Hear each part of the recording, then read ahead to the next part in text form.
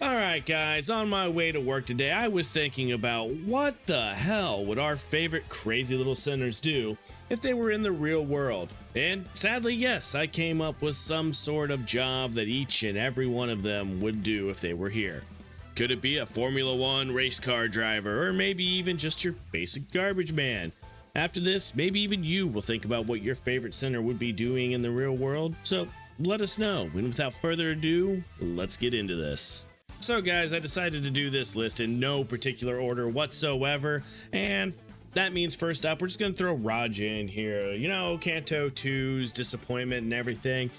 Honestly, with how Rodya's attitude is, how laid back they seem to be, but, you know, secretly trying to push an agenda while at the same time trying to just feed her people, I would say either they would be an American pop star, or, fuck it, because they're extreme addiction to gambling, I'd say they'd probably be working in maybe a casino and then using the casino after work before going to hang out with Moresalt and Gregor to get a couple drinks just to blow off the day. Next up, we've got Dante, and what other role would he have in this world other than guidance counselor? I mean, he's already handling 12 other extremely unstable people. Every other time we turn into a new Canto, he's having to defuse bombs, possibly become them, or at the same time, you know, just make sure your emotions are balanced as we beat it into you that the woman who shall not be named is bad for your safety. Next up on our chopping block will be everyone's favorite teenage heartthrob in, oh wait, did I say teenage heartthrob? I mean completely mentally fucking blown teenager known as Sinclair, he who grips. And well, duh guys, he already has a job. I mean, it might translate over into what he would do in the real world, but I see him being an interpreter. Why? Well, look at what he does with Ryoshu. Sits there and chills. Every time she throws out an abbreviation or an acronym or whatever the fuck she's throwing out at us, he's like, no, this is exactly what she means. He's got the patience to deal with that shit. He's got the patience to deal with, you know, a lot of things. He might be up there on, you know, CNN, freaking doing sign language 1 minute, and the next minute negotiating a deal with terrorists somewhere on the planet. Who knows? But speaking of the person he translates for, my favorite waifu in the game, some of yours also, let's go ahead and give it up for Ryoshu.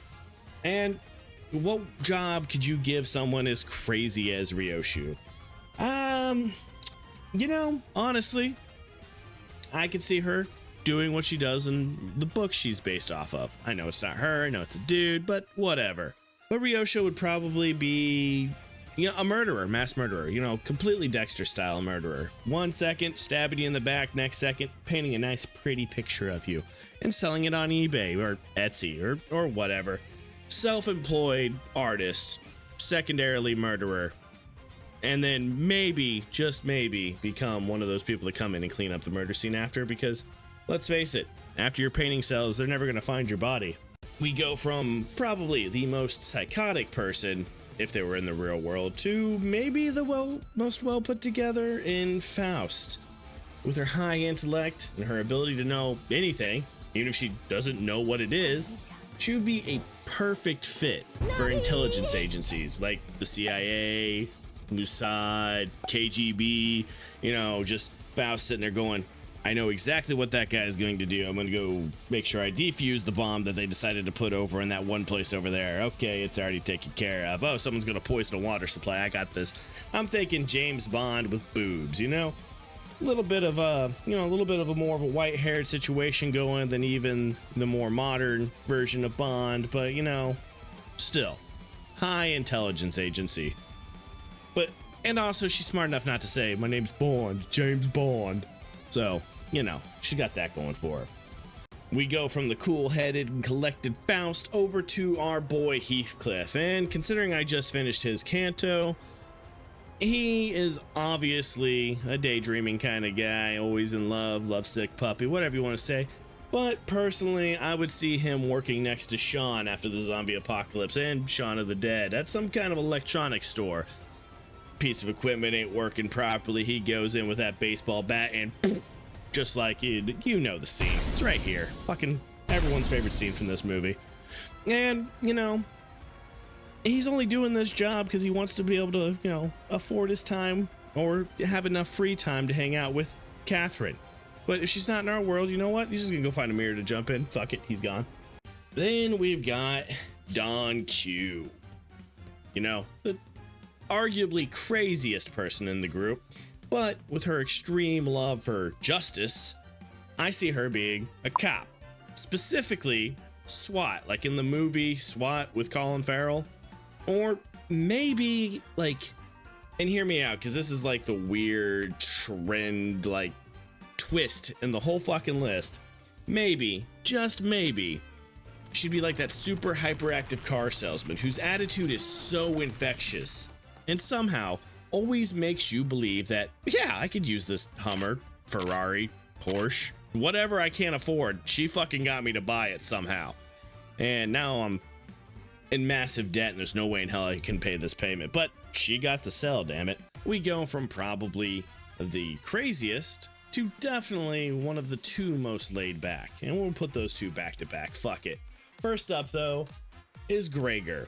With his laid back attitude, but all of that wartime experience that this man is carrying, I would definitely say he's probably still in the military, somewhere between an E5 and an E6 in rank, just chilling, trying to make it through the day until he can go on liberty so he and his buddies can go get a couple drinks. You know what? As I said earlier, probably meet up with Rodya at the casino, head out to their local bar that they like to hang out with. You know, Moresalt can come too. He's probably out there somewhere. And they'd all just drink and have fun.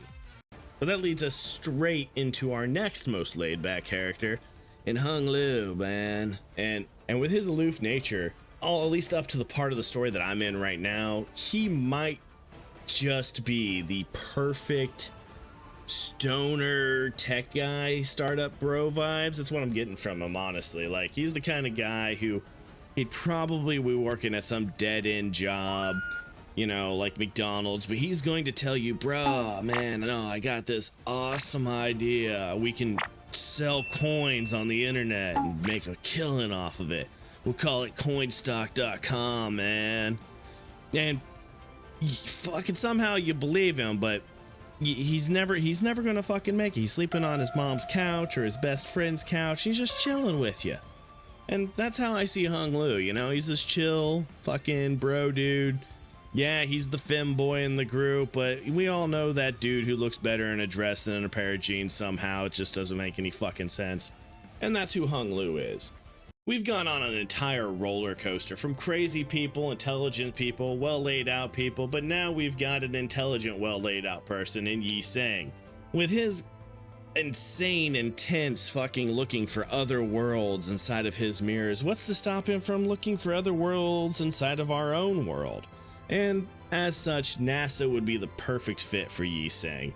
With his intelligence and his science background, he could probably figure out rocket science. I mean, maybe he figured out how to make mirrors look into other worlds. So, you know, we go from Yi Sang being the scientist to the biggest brown noser, at least for you guys, in the entire game, with Otis.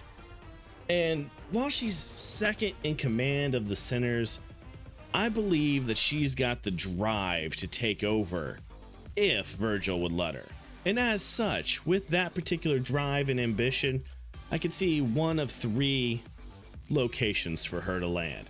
She'd either be the leader of a Fortune 500 company, a general of some big army, or she'd be handing you the damn fries at McDonald's because, let's face it, the world kicked her ass down for thinking she was so big and mighty.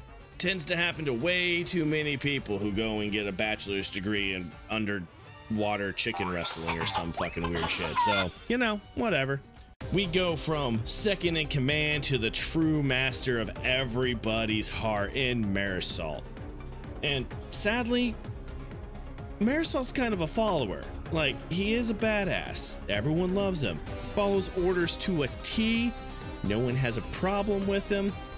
But that also sticks him in the situation where he would also be in a dead-end job. He'd be right there with Hog Luls. Hog Luls constantly trying to sell him some shit, you know, trying to get him in on that scheme that he's working. But probably be in a dead-end job with a very pushy boss.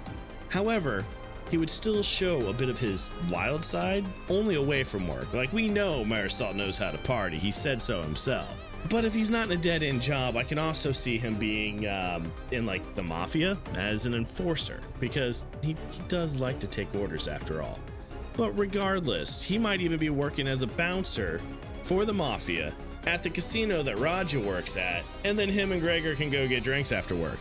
See, I knew I'd bounce it all back around into one fucking coherent mess of a message. And that leaves us with my personal favorite, due to nostalgia, in Ishmael. And guys, come on. Her entire canto was about it. Everything about her's about it. She's got a big ass fucking harpoon still. She runs around acting like a crazy fisherman anyway. She probably drank with the best of them. But she is either joining a Japanese whaling fleet, because why the fuck not, or she's going to Alaska on the Deadliest Catch, because she's going to be a captain of her own fleet of crab boats. And you can't really make me think that she would fit anywhere else. She literally, as part of her story, leaves an office job to go fishing. So I don't think she's going to do anything other than fish. Crab boats are the most dangerous catch. There's a whole show about it on the Discovery Channel, you know, like, I don't know how many years ago. I think it's done now. But that is where Ishmael lies, in my opinion.